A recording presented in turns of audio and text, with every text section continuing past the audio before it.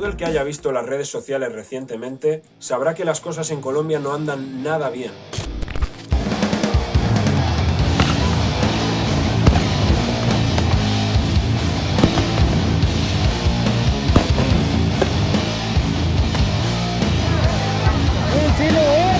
Están disparando, ayuda, están disparando en Siloé.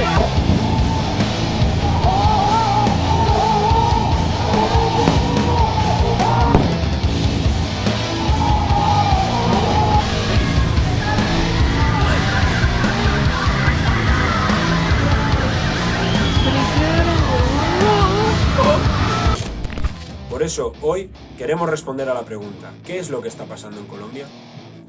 La Defensoría del Pueblo contabilizaba hasta el pasado martes al menos 19 muertos, 89 desaparecidos y miles de heridos. Todos ellos debido a las protestas que surgieron como respuesta al anuncio por parte del gobierno de Iván Duque de una nueva reforma fiscal que incluía, entre otras cosas, un aumento de los impuestos en rentas, productos básicos y combustible. Durante las protestas, la brutalidad policial ha sido una constante, llegando a abrir fuego contra los manifestantes, incluso con tanquetas, y desplegando al ejército tanto por tierra como por aire. Esta dinámica ha propiciado que, a pesar del anuncio de Iván Duque de retirar su reforma fiscal, las protestas no hayan cesado. El anuncio vino acompañado con la renuncia de Alberto Carrasquilla, el ministro de Hacienda. Él no es el único que está presionando en favor de la reforma fiscal, sino que varios economistas de tendencia neoliberal urgen al gobierno a aumentar la recaudación para poder hacer frente a la deuda externa, para mantener, entre grandes comillas, la reputación de país estable y responsable a ojos de los mercados internacionales. Pero, ¿qué tiene de real esta estabilidad?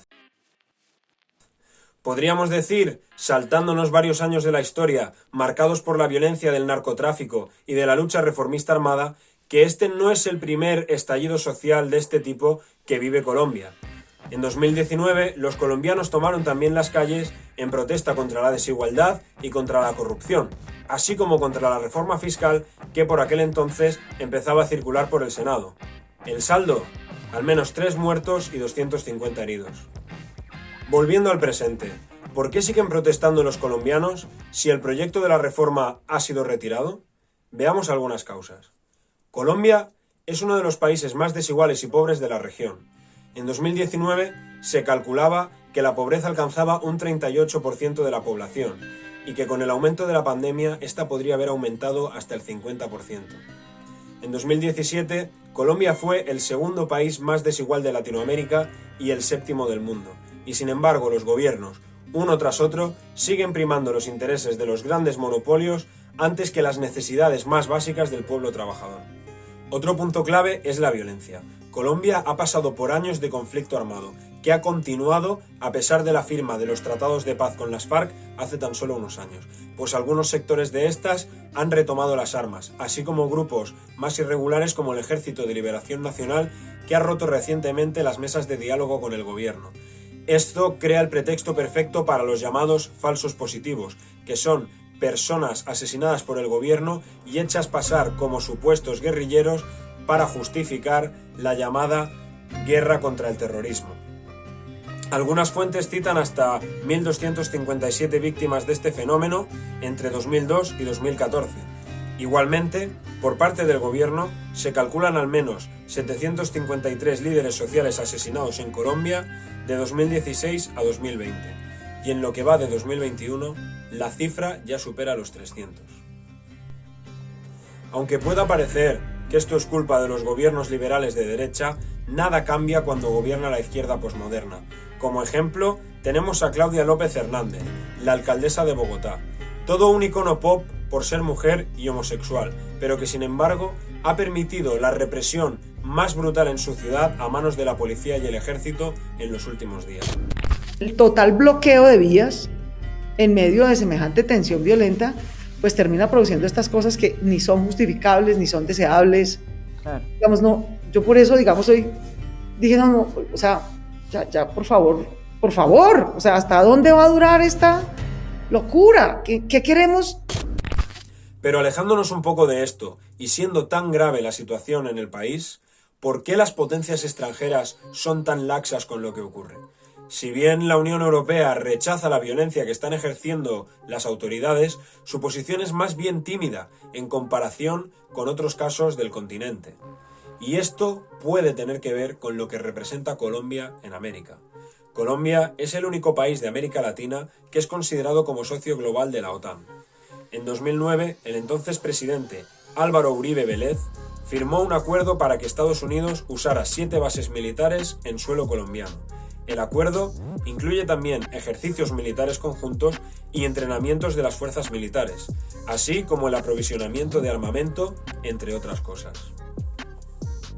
De igual forma, Colombia mantiene tratados de libre comercio con Estados Unidos y la Unión Europea en detrimento de sus habitantes y sus sectores productivos.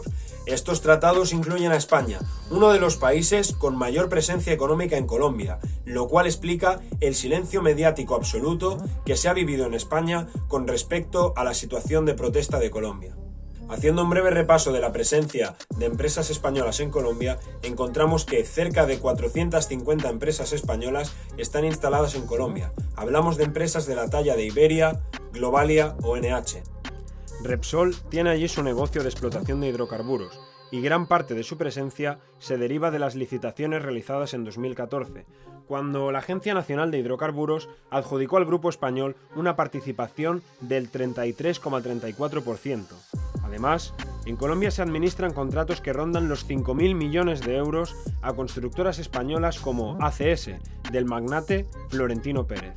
Telefónica es el segundo actor del mercado colombiano de telecomunicaciones. En el sector bancario, los negocios en el país suponen al menos un 32% de los beneficios del BBVA en la región.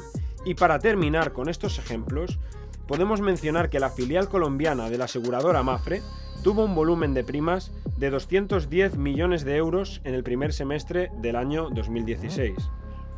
Asimismo, políticos españoles de la talla del expresidente Felipe González han intervenido en los acuerdos de paz en defensa de los intereses de los monopolios españoles en la zona. Conociendo todo esto, no es ninguna sorpresa cuando los Estados Unidos de Biden se posicionan a favor de la represión y de los crímenes que se están cometiendo contra el pueblo colombiano, argumentando que están a favor de la protesta pacífica, pero no del vandalismo.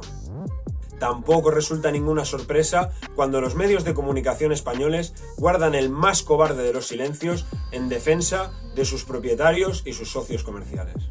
Para estar al tanto de todos los avances en estos violentos enfrentamientos entre un gobierno criminal al servicio de los monopolios internacionales y un pueblo sufrido y luchador, pero sin una dirección política, síguenos en El Baluarte, donde seguiremos informando de todos los conflictos silenciados en el mundo mediante un periodismo crítico y transformador.